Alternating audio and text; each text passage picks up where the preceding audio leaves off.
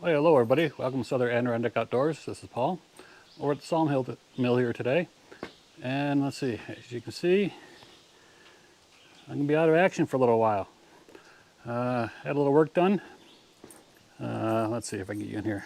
Trying to do this one-handed. Had I can't get you in there and point at the same time. This knuckle here, or this, not the knuckle, but the bone between the knuckles, had broken some time ago.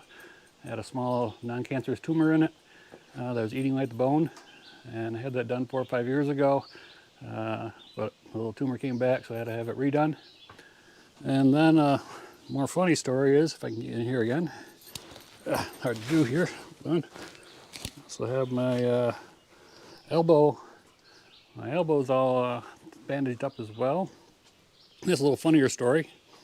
If you ever saw A Christmas Story, the kid got the Red Ryder BB gun and they said, "You shoot your eye out, kid."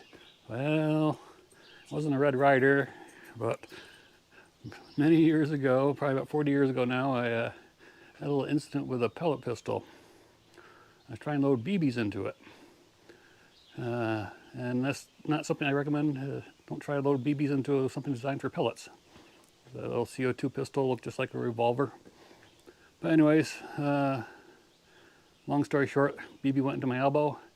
Been in there for 40 years, but had to come out because they've been denying me MRIs because of the foreign metal object in my elbow.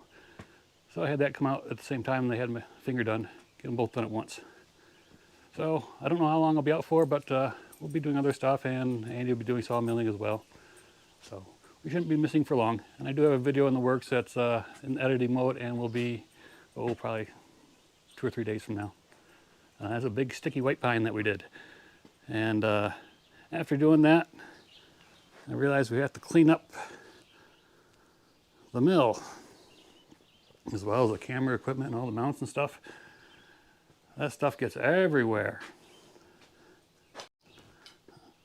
You see that post over there is all covered. The blades stay rather good, but the posts and the bearings that the carriage rides up on, let's see, where are we? Are all covered with pitch and sawdust stuck to that pitch, and even the bunks are covered in it and has to be scraped off, and I'll probably use a little bit of diesel on there to rub them off to get rid of that. But it really builds up quickly. And earlier I had found, let me open this up. There we go. This is the drive wheel. And earlier, before this, we were sawing a lot of larch that was also dripping with sap and stickiness. And we had noticed that when we changed the blades, it was awfully hard to put on, harder than usual. So we thought, must be just it was a new box of blades. So we thought, maybe they're a little hair shorter, and went and used them for, but when we got to the changing the first blade, I also swapped the tires, the belt that the blade rides on, from one side to the other to even out the wear, just like rotating the tires in your car. And I noticed that in the groove underneath here, let's see, are we in there? Okay. In the groove underneath, I ran my finger around it to make sure there wasn't any sawdust in there. And I ran into these guys up here, actually about a dozen or so of them, scattered all around the wheel underneath that belt, which was making essentially the belt bigger, making the blade harder to put on. Now it's still running fine, cutting smooth, but I guess they're evenly enough spread, but they're, an eighth or so, a little more than an eighth thick. And there's about a dozen or so on there. So we cleaned those off, and lo and behold, the blade went on a heck of a lot easier. So it's just one thing to look out for if you're cutting a lot of sticky wood.